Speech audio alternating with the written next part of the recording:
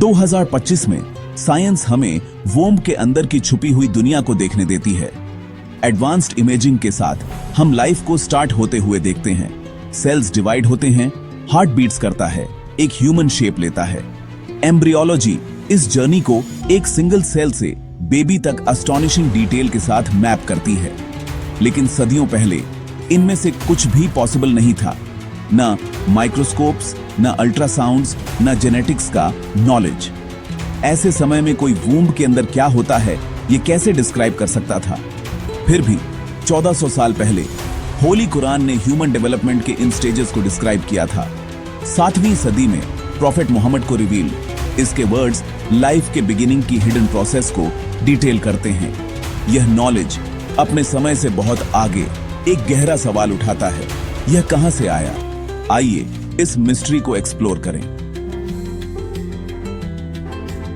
कुरान एक science text book नहीं है, लेकिन इसमें ऐसे साइंस हैं जो डिवाइन सोर्स की ओर इशारा करते हैं। 14 सदियों पहले अरेबिया में इसने ह्यूमन क्रिएशन को एक्यूरेसी के साथ डिस्क्राइब किया था, जिसे साइंस ने बहुत बाद में कंफर्म किया। उस समय एम्ब्रियोलॉजी के बारे में प्रिवेलिंग आइडियाज, एरर्स और मिथ्स से भरे हुए थे। फिर भी कुरान का अकाउंट इन मिस्टेक्स से फ्री था। यह हमें रिफ्लेक्ट करने के लिए इनवाइट करता है।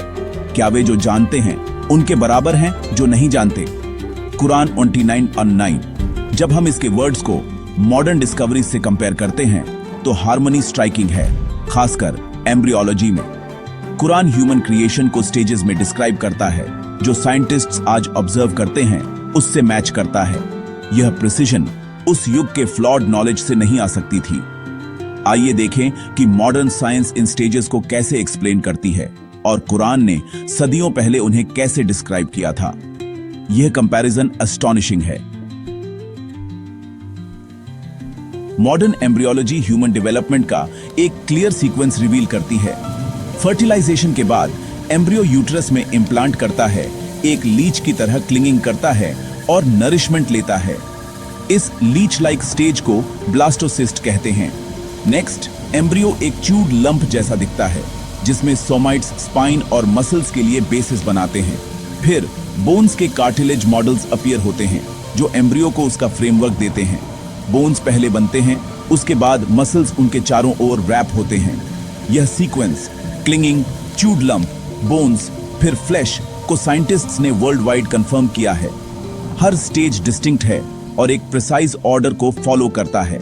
ये डिस्कवरीज केवल मॉडर्न टेक्नोलॉजी से ही पॉसिबल थे। अब आइए देखें कि कुरान इस प्रोसेस को कैसे डिस्क्राइब करता है।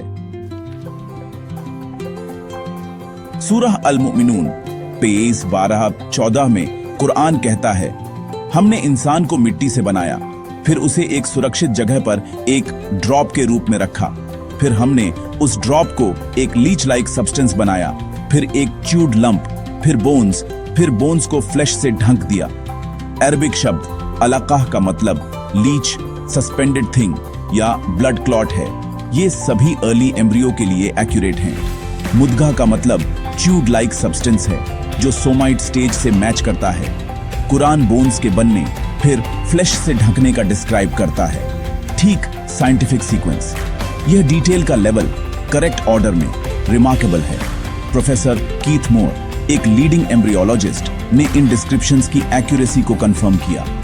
कुरान के वर्ड्स परफेक्टली अलाइन करते हैं जो हम आज माइक्रोस्कोप के नीचे देखते हैं। ना कोई एरर्स, ना कोई मिथ्स, बस प्रिसाइज लेयर्ड मीनिंग। यह नॉलेज 7वीं सदी में कैसे मौजूद हो सकती थी? यह आंसर हमारे असम्पशंस को चैलेंज करता है। ह्यूमन डेवलपमेंट का कुरान का अकाउंट मॉडर्न साइंस से हर डिटेल में मैच करता है।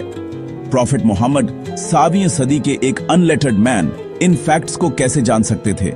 इस सीक्वेंस को करेक्टली गेस करने की चांस वर्चुअली इम्पॉसिबल है।